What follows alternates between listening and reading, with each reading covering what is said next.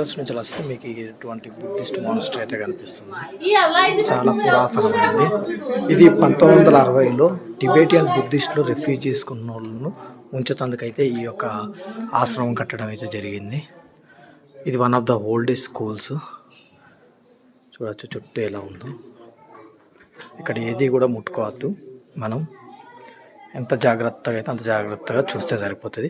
దీనికి సంబంధించి full video కూడా నేనైతే తీయడం జరిగింది. నా ఛానల్లో ఉంటుంది. చూడని వాళ్ళు ఉంటే చూడొచ్చు. చాలా అద్భుతంగా అయితే ఉంటుంది. చుట్టూ చూస్తున్నారు కదా, ఇటు పక్క పెయింటింగ్స్ కూడా చూడవచ్చు. ఈ పక్కనే మనం మెట్లు ఉంటాయి. ఈ మెట్ల నుంచి మనం మీదికి వెళ్ళాలి. ఇక్కడ మీకు ఈజీగా కనిపిస్తుంది గురు పద్మ సంభవ.